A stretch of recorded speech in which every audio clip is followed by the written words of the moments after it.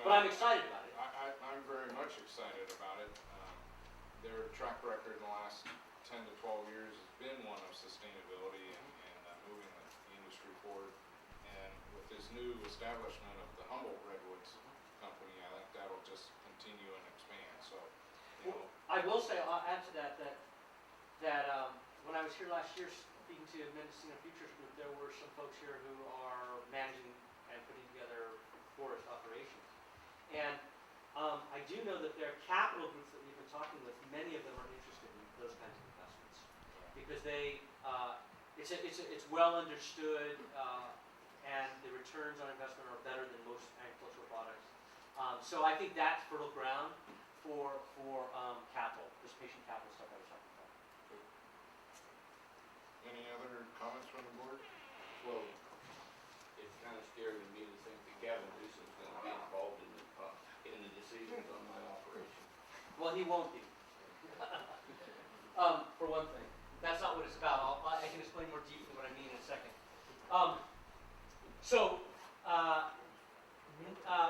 What does it seem to me that the needs are?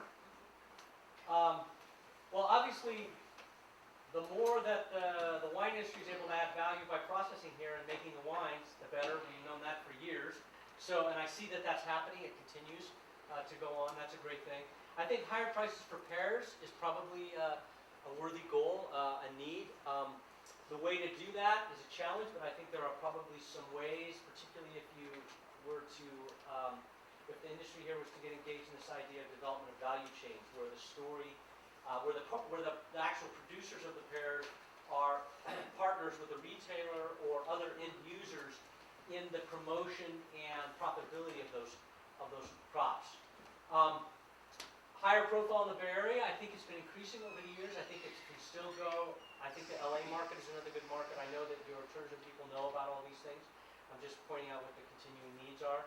This idea of value chain formation, where groups of growers, whether it be around cattle, wine, pears, other crops, would find retail or end user kind of end market partners who would deal with the crop as a partnership so that profits were shared more fairly. One of the big problems that exists right now in agriculture is that the growers are getting about 10 cents on the dollar, and all the rest is going for everybody in between the grower and the end user. That dynamic is problematical for the future of agriculture. It's something that has emerged because of this disconnect that's going on, this commodification of the system. So one of the antidotes to that problem is where groups of growers, in fact, approach a retailer and say, look, we have the best, I'll just take meat, we have the best beef product in the state of California. We know that you want a beef product that is from the state of California. We would like to provide that beef product to you, but there are certain conditions. We need to be part of the story. The books about how the distribution of the revenue for this beef product are going to be open to all involved, so from retailer to rancher. We're going to partner on promotion. The ranchers are going to take part in the promotion. We're going to share the burden of promotion, but we're going to share the profits of that promotion. So these kinds of new relationships are emerging. They're demonstrable. There are models already in place in the United States where this is emerging, and so it's important to look at because I think this could be a place where that might happen.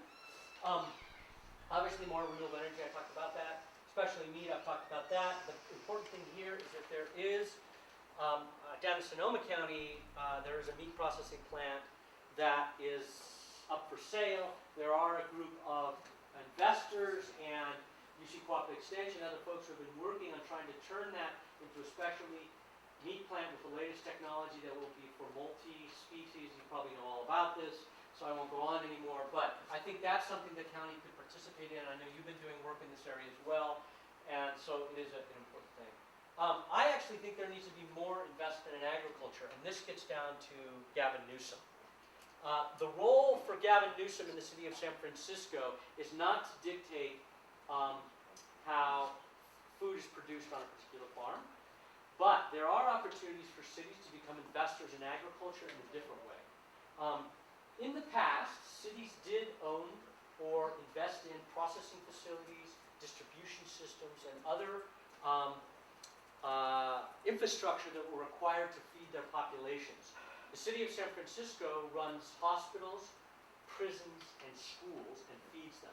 So the goal is to get the city of San Francisco to begin investing in the food shed around the city rather than, as they currently do, contract with someone in Chicago to ship food from Chicago that is processed in Chicago for the kids in the school district.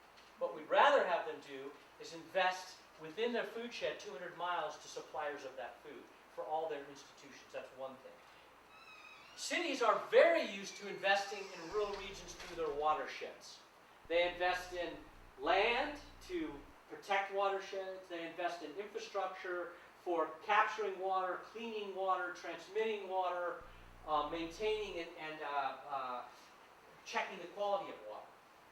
So we believe that cities, as we move forward into this age where food is more and more expensive, that there are concerns about food security, are going to be, and there was an article yesterday, which I can send to your staff, about Pittsburgh, I think it's Pittsburgh, has just done the same thing. Cities around the country are waking up to their food systems. San Francisco could become an investor in